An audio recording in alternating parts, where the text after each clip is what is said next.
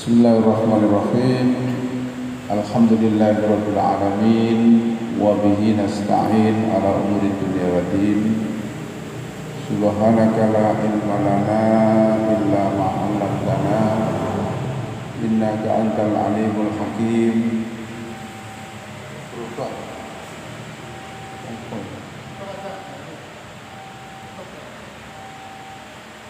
Rabbi shrah li sadri wa yassir li amri wa hlul 'uqdatam min lisani yafqahu qawli, amma ba'du.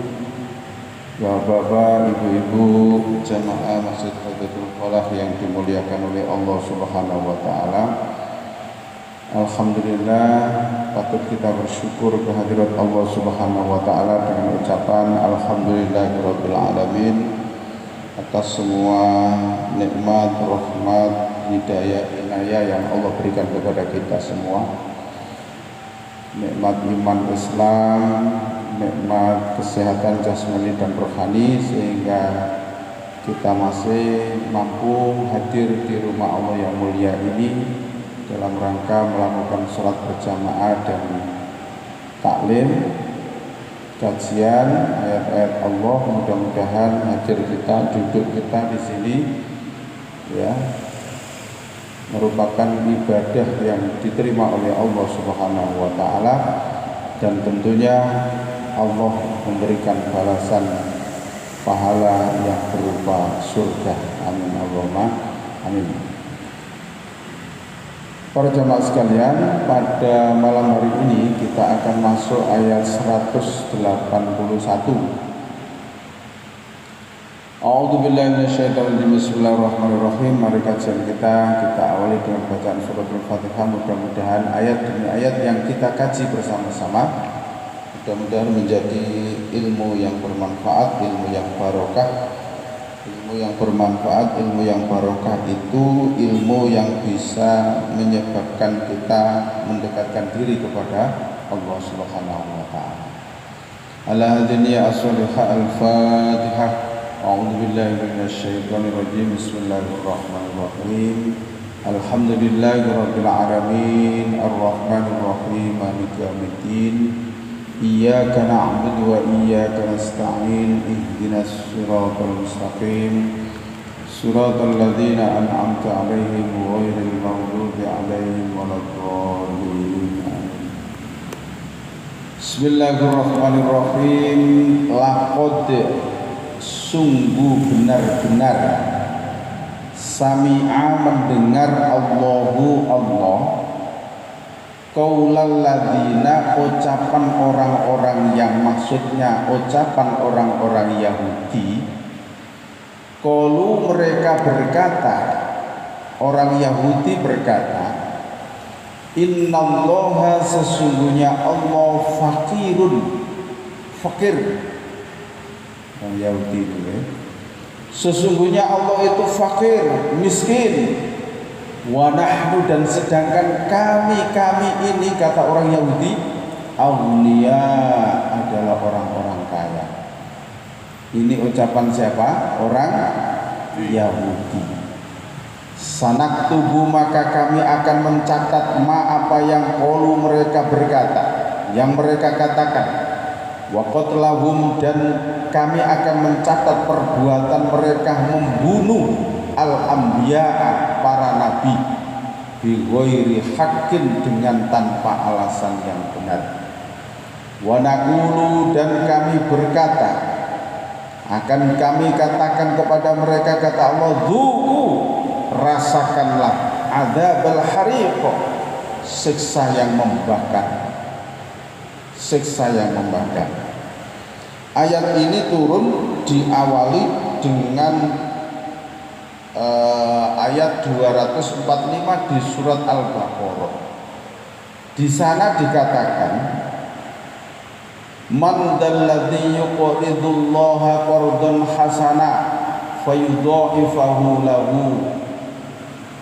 Barang siapa yang meminjami Allah dengan pinjaman yang baik, maka Allah akan melipat gandakan, fayudha'ifahu lahu. Nah, Yang ada di surat Al-Baqarah itu ayat 245 itu kalau dimaknai bahwa barang siapa memberikan pinjaman kepada Allah, man dalladzi yuqridullaha qardan hasana, barang siapa yang memberikan pinjaman kepada Allah dengan pinjaman yang baik, fayudha'ifahu lahu adhafan mudha'afa, maka Allah akan mengembalikan pinjaman itu dengan yang lebih banyak. Maksudnya dilipat gandakan pengembaliannya. Mendengar ayat itu, orang-orang Yahudi itu sekelompok datang kepada Nabi Muhammad, beberapa orang Yahudi. Oh Muhammad, berarti Tuhanmu itu fakir ya? Begitu.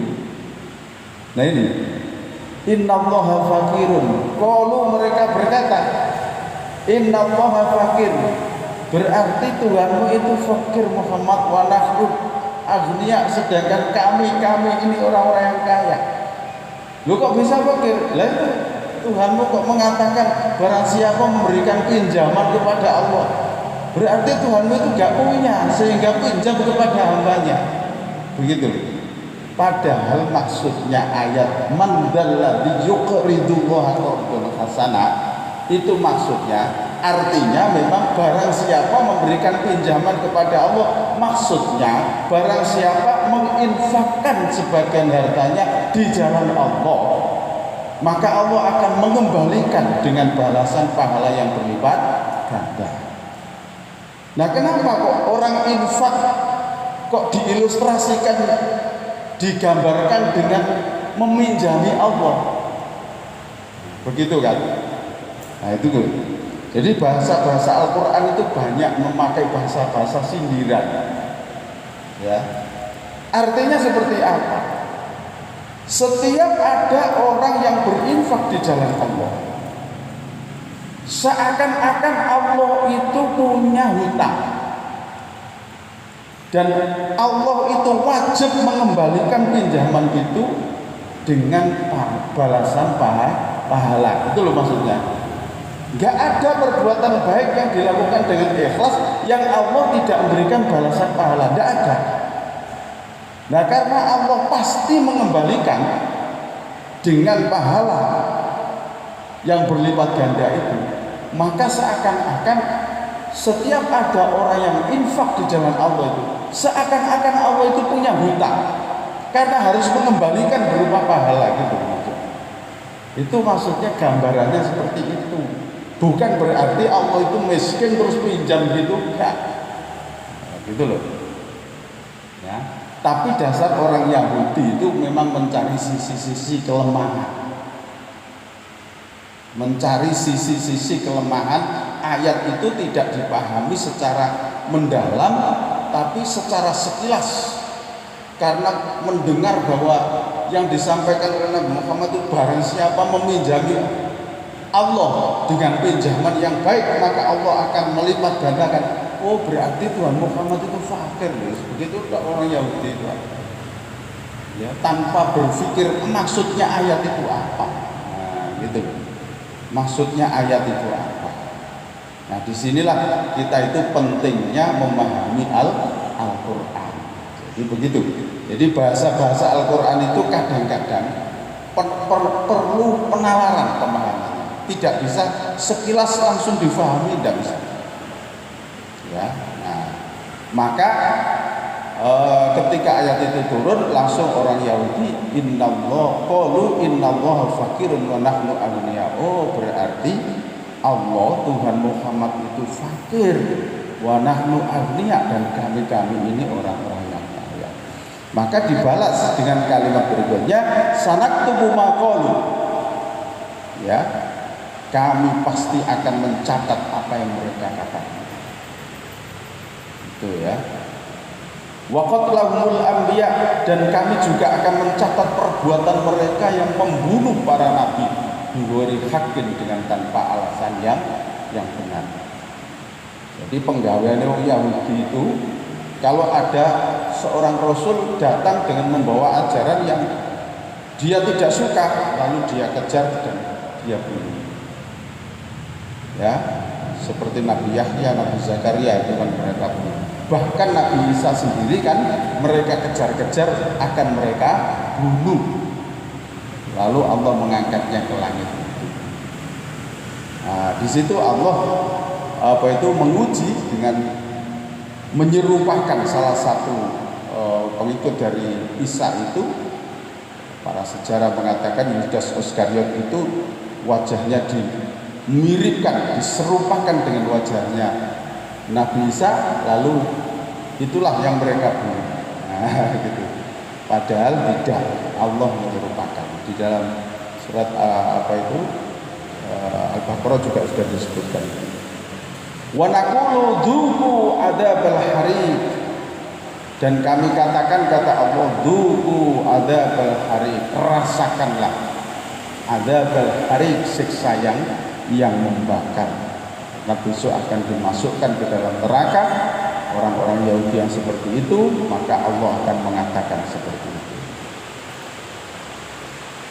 Dzalika, demikian itu Allah memasukkan neraka dengan azab yang membakar itu bima qaddamat aidikum, ya, karena qaddamat, perbuatan yang telah diperbuat aidikum oleh tangan-tangan kalian. Jadi Allah memasukkan neraka itu bukan salahnya Allah, akan tetapi akibat dari perbuatan mereka. Wa annallaha, dan sesungguhnya Allah laisa, tidak ada bidon labin, berbuat zalim, berbuat aniaya lil ibadi, lil abid, terhadap hambanya. Jadi sekali-kali Allah tidak pernah berbuat zalim kepada hambanya. Kalaupun toh Allah itu menurunkan azab, menyiksa mereka, itu karena akibat dari perbuatan mereka sendiri, bukan karena Allah, tapi akibat dari perbuatan mereka sendiri. Itu. Jadi sekali lagi, untuk infak itu, ya, untuk infak di dalam Al-Quran itu banyak sekali diilustrasikan. Kata-kata infak itu Allah mengilustrasikan, ya, barang siapa yang berinfak di jalan Allah maka seperti orang menanam satu benih biji. Satu benih biji itu akan tumbuh satu pohon. Satu pohon itu bercabang menjadi 7. Masing-masing cabang adalah berbuah 100, berarti menjadi 700. Nah, digambarkan dengan seperti itu. Agar apa? Agar orang itu tertarik. Ya, agar orang itu tertarik dengan gambaran seperti itu. Orang berinfak digambarkan seperti orang menanam. Tumbuh satu pohon, pohon itu bercabang 7, tiap cabang itu berbuah 100, berarti menanam satu pohon menjadi 700 buah. Iku loh gambarannya wong infak, biar bisa dinalar, ya, biar bisa dinalar. Karena infak itu kalau secara matematika, duit 50.000 diinfak 20.000, ya mestinya tinggal 30.000. Tapi menurut rumusnya Allah tidak begitu. Pakai rumus yang tadi itu sama dengan orang menanam tadi. Nah, itu gambaran. Terus digambar mana? Orang infak itu sama dengan memberikan pinjaman kepada Allah, yang Allah nanti wajib mengembalikan dengan balasan pahala yang berlipat ganda. Nah, itu adalah bahasa-bahasa gambaran infak yang digambarkan seperti itu untuk memotivasi agar orang itu mau berinfak. Nah, gitu. Agar orang itu mau berinfak dan mau bersedekah. Jadi dalam Al-Quran itu banyak gambaran-gambaran seperti itu. Nah, jadi itulah firman-firman Allah itu kadang berupa perintah, kadang berupa larangan, kadang berupa gambaran-gambaran tentang perbuatan manusia. Yang itu semuanya adalah untuk memotivasi orang supaya mau berbuat baik. Ya, gitu. itu untuk memotivasi tujuannya. Alladzina, yaitu orang-orang yang qalu, mereka berkata, orang Yahudi, innallaha, sesungguhnya Allah ahida, dia menjanjikan ilaina kepada kami, alla nu'mina, agar kami tidak beriman, li rasulin, kepada seorang rasul, hatta, sehingga ya'tiyana, rasul tadi mendatangkan kepada kami, bikurbanin, dengan kurban, takuluhu, yang dimakan, yang memakannya kurban tadi, annaru, api. Kul, katakan Muhammad, qad ja'akum, sungguh telah datang kepada kalian rasul-rasul min qabli, dari sebelumku, kata Muhammad, bil bayyinati, dengan membawa penjelasan-penjelasan atau mukjizat-mukjizat, wabilladzi, dengan dan membawa apa yang kultum, kalian katakan itu, falima, maka mengapa qataltumuhum, kalian membunuh mereka, in kuntum, jika kalian adalah shodiqin, orang-orang yang benar imannya. Maksudnya begitu. Maksudnya ayat ini begini, orang-orang Yahudi ngomong, ngene lho Muhammad, kena apa aku gak gelem iman nang gone awakmu Muhammad. Sebab di dalam kitab kami, kitab Taurat kami itu diterangkan, ya, diterangkan bahwa tidak boleh kami ini beriman kepada seorang yang ngaku utusan Allah, sehingga dia itu membuktikan kalau dia itu benar-benar utusan Allah, dia itu berkurban, datang di hadapan kami, terus dia itu mempersembahkan kurban, terus kurban itu dimakan oleh api, tak puluhun nar. Kalau ada rasul mengaku begitu, terus dia itu berkurban di hadapan para umatnya, kemudian ada api dari atas untuk mengambil kurban itu, oh, berarti itu rasul sungguh. Lah sekarang kamu itu belum membuktikan seperti itu, gitu loh maksudnya orang Yahudi. Jadi ya sepurane kami tidak beriman kepadamu Muhammad. Nah gitu. Karena di dalam keterangan kitab kami itu, rasul itu harus dibuktikan dengan dia mempersembahkan kurban, lalu kurban itu dimakan oleh api, diterima oleh Allah, diambil oleh api ke atas begitu. Nah jadi dulu itu Pak, apa itu syariat, ini syariat yang berlaku pada nabi-nabi terdahulu.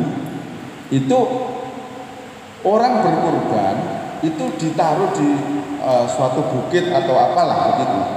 Kemudian dia berdoa kepada Allah, ya Allah, ini kurban saya persembahkan kepadamu ya Allah. Lalu datang api dari atas ini, mengambil kurban itu, langsung gelap, hilang. Oh berarti kurbannya diterima Allah. Dan syariat itu mulai zaman Nabi Adam.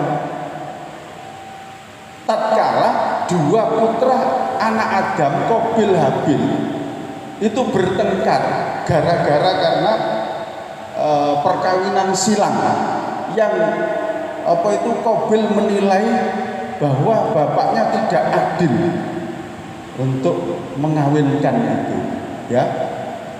Qabil dinikahkan dengan adiknya, adik perempuannya Habil, yang wajahnya tidak seberapa cantik.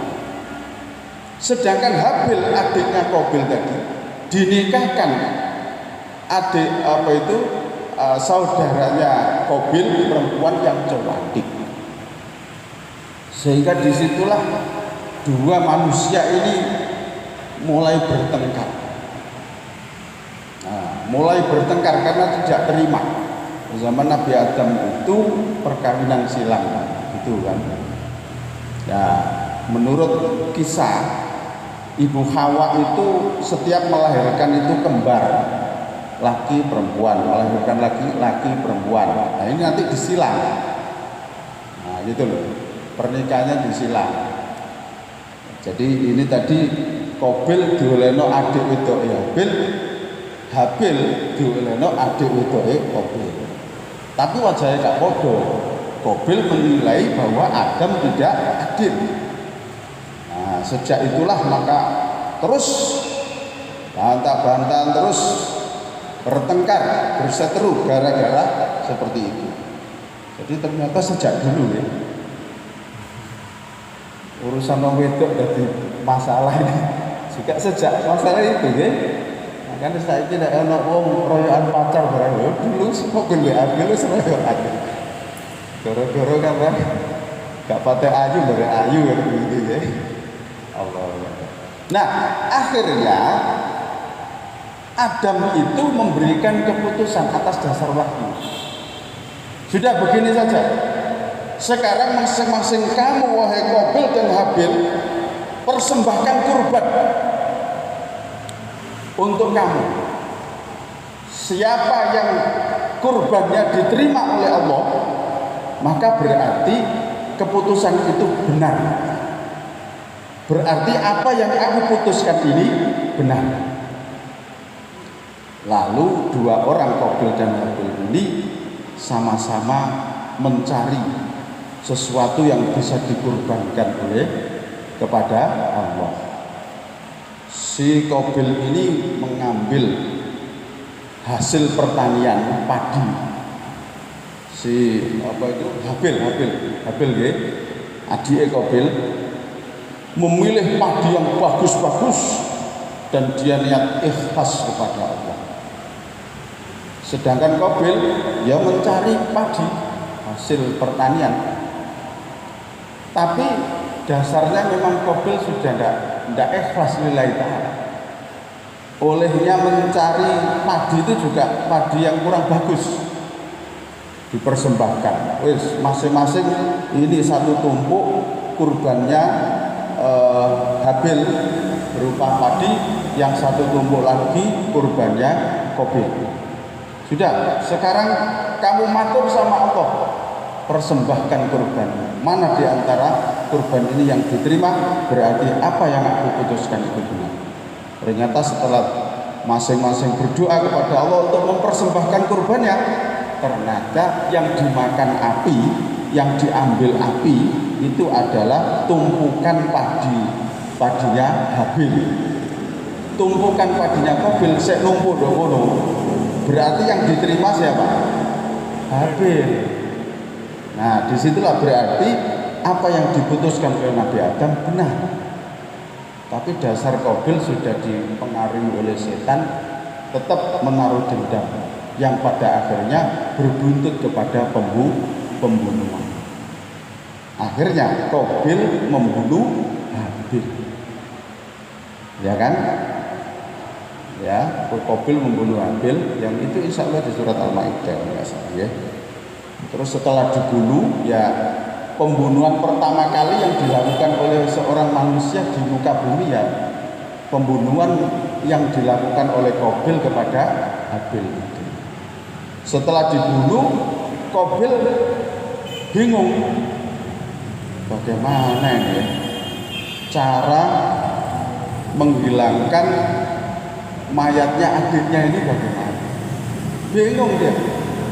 Lalu Allah mengutus burung gagak untuk noker paruhnya itu menoker-noker di tanah sampai dalam. Nah, kemudian ada sesuatu yang dimasukkan situ oleh burung gagak ini, lalu dikembalikan lagi tanahnya. Baru Qabil, alangkah bodohnya aku. Ternyata aku menguburkan mayat adikku saja nggak bisa, sehingga harus diajari seekor burung gagak. Nah, gitu. Seperti itulah. Nah kembali ke sini. Jadi dulu itu Pak, tandanya kurban yang dipersembahkan pada Allah itu diterima atau tidak itu ya kurban ada api datang kemudian mengambil kurban itu. Tapi itu syariat yang berlaku pada nabi-nabi terdahulu. Tapi sekarang syariat Nabi Muhammad tidak seperti itu. apa yang sudah kita sedekahkan, apa yang sudah kita infakkan, ya asalkan dengan niat yang ikhlas, tidak usah harus api itu datang untuk mengambil itu. Allah sudah menerima itu. Kan begitu ya, Allah sudah menerima itu.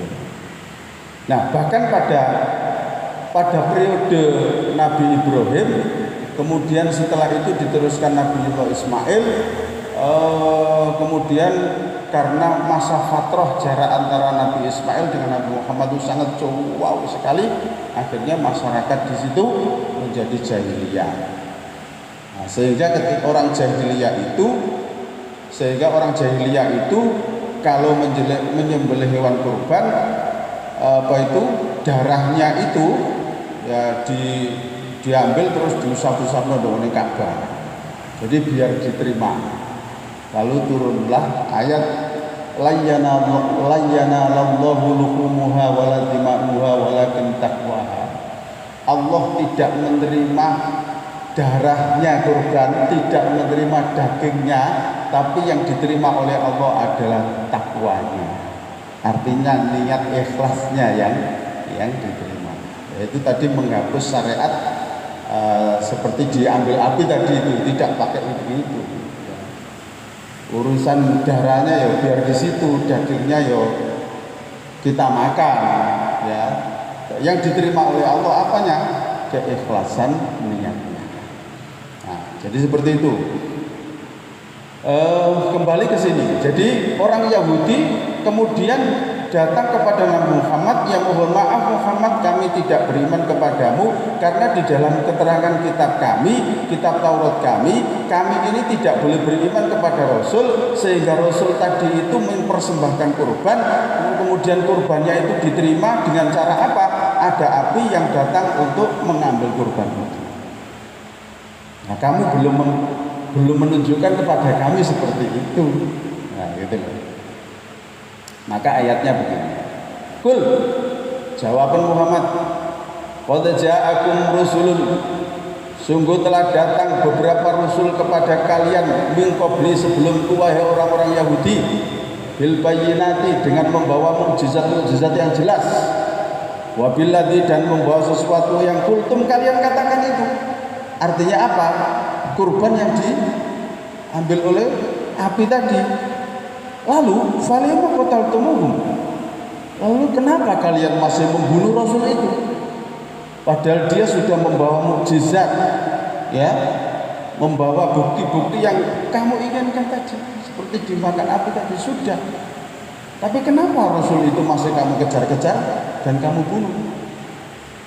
Ya maksudnya juga Nabi Isa sendiri kamu kejar-kejar lalu kamu bunuh. Tapi Allah menyelamatkannya dengan mengangkatnya. Nah, disitulah in kuntum shodiqin, jika iman kalian itu adalah iman yang benar. Jadi artinya apa? Perkataan orang Yahudi seperti ini adalah bohong, tidak benar. Itu maksudnya. Jadi bohong tidak benar kalau memang dia itu tidak mau beriman kepada Muhammad gara-gara Muhammad tidak bisa menunjukkan mukjizat-mukjizat itu. Nabi Muhammad di dalam sejarah, kalau kita mau membaca sirahnya, sudah banyak sekali mukjizat-mukjizat yang Allah berikan kepada Nabi Muhammad itu, seperti terbelahnya rembulan kemudian dikembalikan lagi oleh Allah. Toh mereka tidak beriman, lanjut. Terus makanannya sedikit menjadi banyak. Kan begitu kan sirahnya kan? Ya. Ketika selesai perang, ada seorang sahabat yang mengundang Nabi Muhammad, suruh mengajak 2 orang saja. Dia ingin menjamunya. Ternyata digowo kabeh. Nah, sampai Sohibul Hajjah semaput. Biarkan di situ. Nanti jangan dibuka. Saya sendiri nanti yang akan membagikan. Rasulullah membagikan sampai semuanya kebagian. Bahkan ini masih dimakan oleh tuan rumahnya, masih sampai lebih-lebih. Itu juga termasuk di antara mukjizat Nabi Muhammad. Dan di antara mukjizat Nabi Muhammad yang terbesar ya Al-Qur'an itu. Kan gitu ya. Mukjizatnya Nabi Muhammad itu Al-Qur'an. Al-Quran itu. Fa in kadzabuka, maka jika mereka mendustakan kamu, faqad kudziba, maka sungguh telah didustakan rasul-rasul min qablika sebelummu. Ya. Muhammad, kalau orang-orang Yahudi mendustakan kamu, minta macam-macam ini dan itu, sudahlah biarkan saja. Ya, toh rasul-rasul sebelum kamu juga didustakan seperti mereka. Dan nggak usah dihiraukan alasan-alasan bohong mereka itu. Jauh mereka juga datang bil bayyinati dengan membawa bukti-bukti yang jelas, waz-zuburi, dan lembaran-lembaran kitab, waz-zuburi wal kitabi, dan kitab maksudnya kitab Injil, di situ ditafsirnya al-munir, yang bercahaya. Toh nabi-nabi dulu juga sudah dikasih wahyu oleh Allah, ada yang berupa lembaran-lembaran, ada yang berupa kitab yang menjadi penerang mereka. Toh mereka juga tidak mau beriman. Itu loh. Bagaimana mukjizat yang ditampilkan Nabi Musa di hadapan kaum Bani Israel. Banyak sekali mukjizat Nabi Musa itu. Ya, terbelahnya lautan kan itu ya, tongkat bisa menjadi ular, terus batu dipukul memancar 12 mata air. Banyak sekali, apalagi Nabi Isa bisa menghidupkan orang yang sudah mati atas izin Allah, bisa menyembuhkan orang yang buta mata sejak lahir, menyembuhkan penyakit kusta. Banyak sekali. Toh mereka tidak beriman. Jadi itu adalah alasan-alasan bohong mereka. Muhammad, sudahlah, nggak usah dihiraukan. Ya, rasul-rasul sebelum kamu juga sudah didustakan seperti itu. Padahal rasul-rasul sebelum kamu juga aku bekali dengan mukjizat-mukjizat yang begitu. Assalamualaikum warahmatullahi wabarakatuh. Waalaikumsalam warahmatullahi wabarakatuh. Oke, berkaitan dengan tadi motivasi sedekah nih Pak Ustadz Zainal. Untuk memotivasi sedekah tadi itu, orang diiming-imingi dengan mensedekahkan satu maka akan tumbuh menjadi 700. Ya. Terus itu yang saya tanyakan, balasan dari Allah yang bernilai berlipat-lipat ganda itu akan diberikan dalam konteksnya itu nanti di akhirat, ataukah juga sudah di dunia? Sebab ada beberapa dari golongan kita itu yang berniat motivasinya itu sedekah, tapi biar duitnya itu tambah banyak. Jadi contoh, saya nggak punya duit, nah ceno iso tuku motor, bisa beli rumah, cicilan, nah mari aku tak nyumbang sedekah. Jadi niat keikhlasannya dalam bersedekah ini bukan cari, mohon maaf, bukan cari ridhonya Allah, tapi ceno aku duit akeh saiki, nah aku tak serajin sedekah. Nah ini keikhlasannya itu ya, karena kita kan berniat ibadah itu murni karena lillahi ta'ala saja yang akan diterima. Tolong dijelaskan Ustaz, maksudnya itu kapan maksudnya dari ayat itu? Assalamualaikum. Waalaikumsalam. Apa yang Allah firmankan di dalam kitab sucinya, apa yang disabdakan oleh Nabi tentang gambaran infak dan balasannya, itu pasti untuk besok. Tidak ada untuk sekarang. Nah, saya kurang setuju ada ustadz yang memotivasi umatnya untuk bersedekah supaya bisa nyaur hutang. Nah ini saya kurang setuju. Itu berarti menggeser niat ikhlasnya lillahi ta'ala itu. Nah ini berbahaya. Saya nggak setuju saya. Tapi kalau ada orang berinfak, ya. Tapi kalau ada orang berinfak lillahi ta'ala, lalu dia minta kemudahan-kemudahan dengan infak itu, termasuk kesulitannya, misalnya dia terlilit hutang, tidak apa-apa. Jadi apa itu infak sedekah dibuat sarana doa agar Allah memberikan jalan keluar, bisa bebas dari hutang. Nah itu nggak apa-apa kalau begitu. Tapi kalau semata-mata saya sedekah biar bisa nyaur hutang, nah ini beda lagi ini. Ini terkait dengan niat. Ini hati-hati sekali. Soalnya setan itu waduh pintar sekali untuk melesetkan niat baik seseorang ini ya. Jadi begitu ya. Saya setuju dengan panjenengan. Jadi saya juga firman Allah dan sabda Rasulullah semuanya itu adalah untuk kehidupan anak. Ya. Tapi gitu loh ya. Tapi berkahnya kita beramal untuk akhirat itu kadang-kadang Allah juga melimpahkan berkah itu ketika di dunia. Tapi jangan dijadikan tujuan yang dunia tadi. Itu loh. Jangan dijadikan tujuan. Ya, kan seperti itu ya. Jadi hendaknya kita luruskan niat kita ya.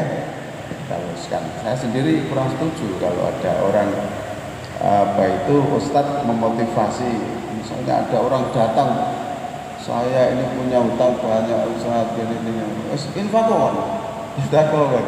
Jadi pasti di sininya itu saya infak supaya isoknya urutah kan begitu ya. Nah ini kan berarti menggeser kemurnian niat. Tapi kalau infak kemudian yuslillahi ta'ala tapi dijadikan sarana untuk berdoa, nah ini nggak apa-apa. Ya, nggak apa-apa.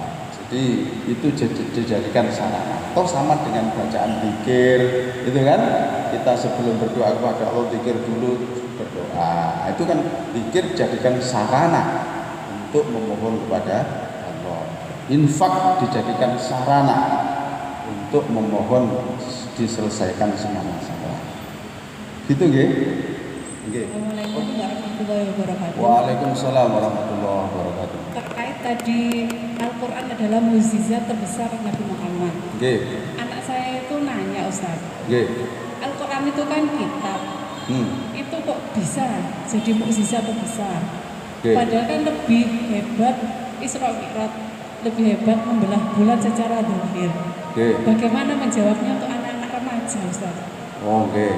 Al-Quran itu kan berupa buku nggih.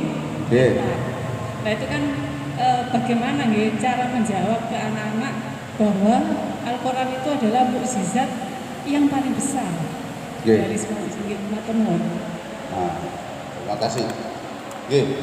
Jadi yang namanya mukjizat itu Bapak-bapak dan Ibu, suatu kejadian yang luar biasa di luar jangkauan akal pikiran manusia. Itu adalah mukjizat.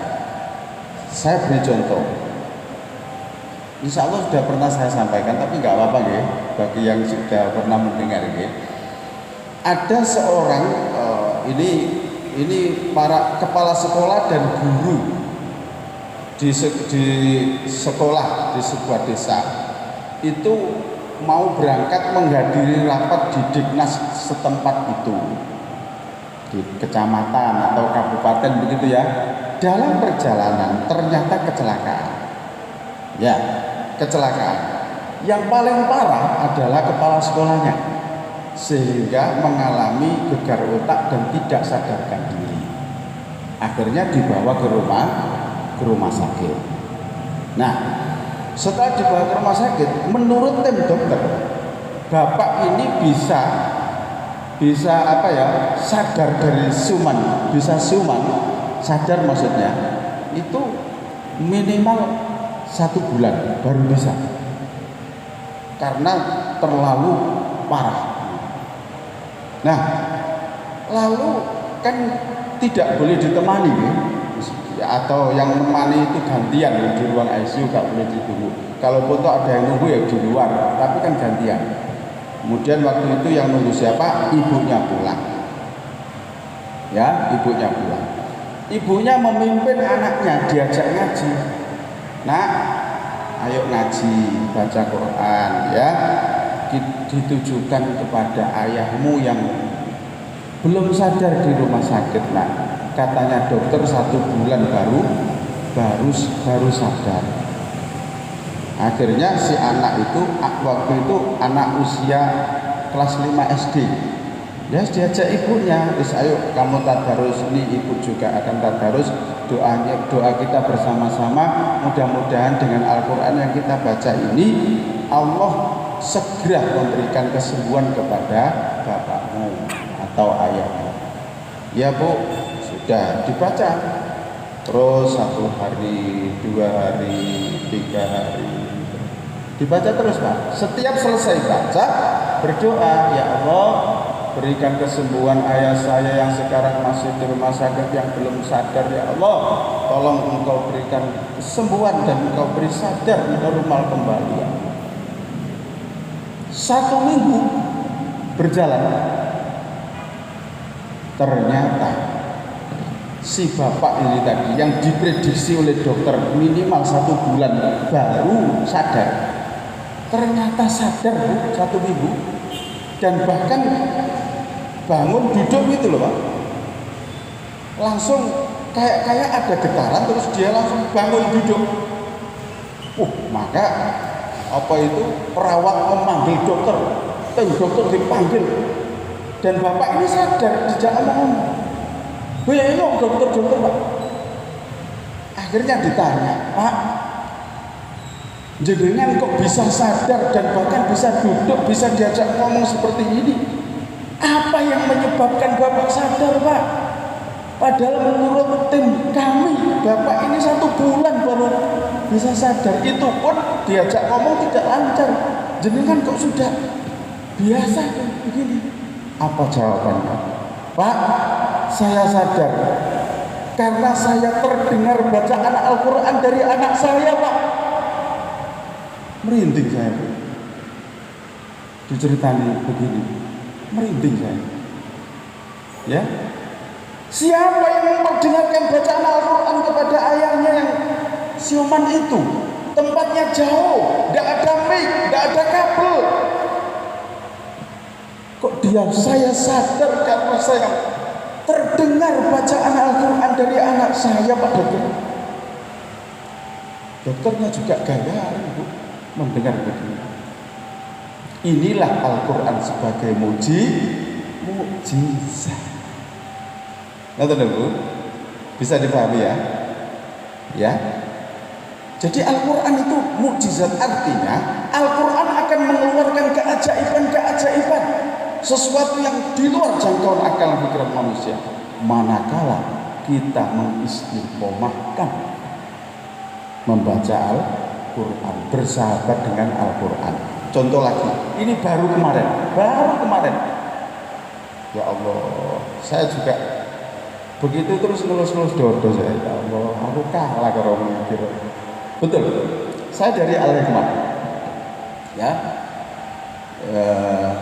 dalam masa pandemi ini kan dipiket 1 minggu cuma sekali. Ya. Datang dari Al-Hikmah itu sekitar jam 2 saya pulang. Selesai daring dari sekolah. Nah, saya tuh mau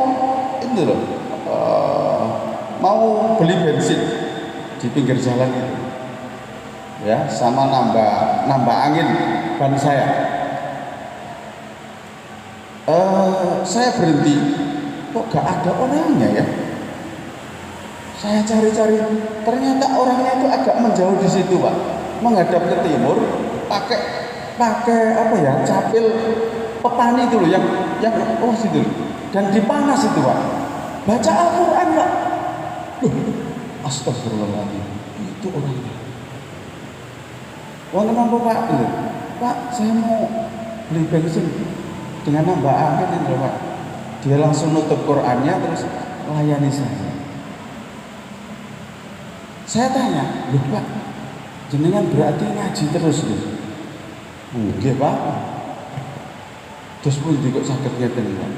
Kula niki kudu narjet 1 bulan khatam. Tukang tempel ban lho, Pak. Ya, saya tuh karena apa-apanya gue. Terus pun tiba, jenengan kok sakit gak ada amalan kados ngeten Mas. Kula riyen niku kerjaan kula supir. Wis nyopir Mas. Wis yo artine salatku yo godang-godang supir yo ngono iku lah Mas. Akhirnya aku kena loro. Nek loro komplikasi Mas, kencing manis iki. Akhirnya aku memutuskan harapan urip gak ono. Nah, akhirnya dia itu membaca Al-Quran itu 1 hari 1 juz sehingga khatam terus setiap 1 bulan khatam. Gak bawa kacamata Pak bacanya, sudah tua. Terus begitu terus. Akhirnya Mas tak lakoni sakulan khatam pisan Mas. Aku saiki terbebas teko penyakit Mas. Alhamdulillah Mas. Memang nyoto berarti Al-Quran itu digurono di samping sebagai petunjuk, sebagai syifa, obat dari segala penyakit. Begitu Mas, aku wingi wis krasa sehat, tak kurangi. Gak saulan pisan khatam, tak gawe 3 wulan khatam pisan. Aku loro meneh Mas. Coba. Aku loro meneh Mas, saiki wis gak wani Mas. Wis pokoke nek gak untuk bensin aku ngaji. Ngajine lho, kok ngaji teng panas lho Pak? Niki lak wonten wit adem Mas. Lak adem lho Pak. Napa kok ngajine teng panas? Aku nek ngaji ndek adem yo ngantuk Mas. Makanya aku ngaji ndek panas ini. Itu cerita nyata Pak. Nah, ini berarti Al-Qur'an sebagai mukjizat gitu. Wong sing wis lara komplikasi kaya ngono njaluk temenan lewat Al-Qur'an, istiqomah temenan oleh ngaji, yakin temenan Allah memberikan kesembuhan lewat Al-Quran. Inilah Al-Quran sebagai mukjizat. Gitu loh Bu, bisa dipahami ya? Nah, jadi mana mungkin Al-Quran datang sebagai mukjizat tuh? Kita sendiri juga belum bisa mengistiqomahkan kok. Kalau bisa mengistiqomahkan, emangnya 1 hari dapat berapa juz kita ini? Nah, barangkali dari tukang kabel ban tadi bisa menjadi pelajaran bagi kita ya. Nah, kan seperti itu. Sama ya, menurut kalau saya juga senang mendengarkan Dr. Zaidul itu Pak ya. Jadi kalau jenengan membaca Al-Quran, kalau yang sakit setelah membaca Al-Quran, doalah. Ya Allah, dengan Al-Quran yang saya baca, ya Allah, jika dalam tubuh saya ada penyakitnya, tolong kau angkat ya Allah. Nah begitu. Jika belum sembuh, dosisnya tambahan. Sama dengan dokter memberikan resep kepada pasiennya. Terus setelah itu kembali lagi dokter tadi, Pak, penyakit saya kok belum sembuh Pak? Pasti ditambah dosisnya, ditambah obatnya untuk menyembuhkan penyakit. Lah Al-Quran juga begitu. Jenengan doa saya gak waras, tambahan 1 hari 1 juz, saya gak mempan penyakitnya saya ono 1 hari 2 juz, bisa begitu. Nah gitu loh ya, apalagi nanti bulan Ramadan ya. Ya mudah-mudahan ini bisa menginspirasi kita ya. Kita yakini, jadi Al-Quran tidak hanya sebagai petunjuk, tapi sekaligus sebagai mukjizat. Inilah Al-Quran sebagai mukjizat. Apa yang saya sampaikan tadi bukan cerita rekayasa, tapi itu betul-betul terjadi. Katakan nggih? Mohon maaf agak lambat karena harus bercerita, ya apa ya. Terima kasih. Kita akhiri dengan doa kafatul majelis. Subhanakallahumma wa bihamdika asyhadu an la ilaha illa anta astaghfiruka wa atubu ilaik. Alhamdulillahirabbil alamin. Assalamualaikum warahmatullahi wabarakatuh.